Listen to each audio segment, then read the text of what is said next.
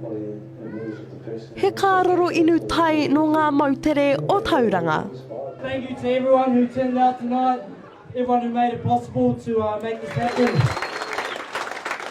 E whakamānu ana I tōna ake rāngai kākahu, papa e ke ngaru anō hoki I raro I a Quiksilver. My partnership with Quiksilver started when I was 9 years old.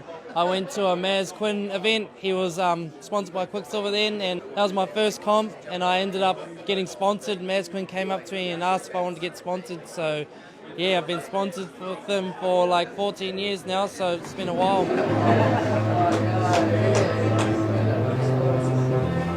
Ko Te Kehukehu te Māori tuatahi I whakaputai o na ake kākahu ki te taha o Quiksilver. Ko te ingoa ko Te Kehu. Me te aha e ruarua noi ho ngā tāngata, kua whai I tēnei honore. It's super special to have a collab with Quiksilver, not only as a Māori, but just as a normal human. Quiksilver only ever really had a collab with like Dane Reynolds and Mikey Wright, who are the only other two that I could think of. So this opportunity is really big, and I'm just grateful to be able to, you know, make all this stuff and be able to give back to everyone who's helped me start my career. Ko Maya Gibbs te kaitā o ēnei e ke ngaru motuhake. Ko te wawata kia kitea e ngā tamariki Māori, ēnei momo papa puta noa I te motu, o tira I te ao. Māua tahi ko taku tuakana ko hina re poki tira. I guess for us, I mua I tēnei kaupapa, we sat down with Kehu and his whānau and worked out what they wanted to articulate in terms of their kōrero and Kehu in particular. And I guess the designs you see across the surfboards are a reflection of that. He's proud, Māori boy, he's from Matapihi, he's from Tauranga Moana. He's incredibly proud of where he comes from and how he grew up, and I guess, you know, the tohu were extension of that. The biggest part of this kaupapa for us, Maua ko Henare, was that, you know, when we grew up into Tairāwhiti and, you know, across the motu, when we walked into surf shops and stuff, we never saw our own people in there.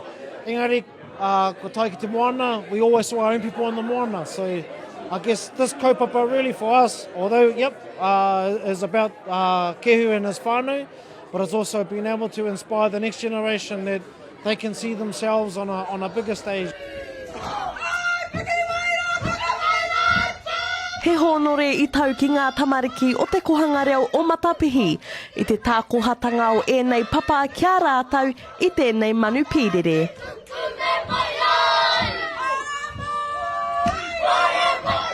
Yeah, we went to Te Kehukehu Matapihi yesterday because, you know, Matapihi is where it all started for me. I love going back there. It reminds me of heaps of memories as a kid growing up, and, you know, that's a place that kept me grounded.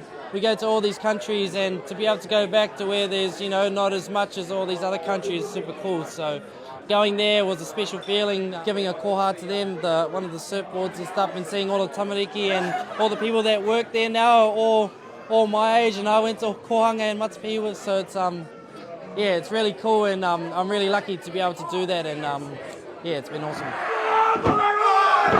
Keira Williams atu I te reo irirangi o Moana, mā Aukaha.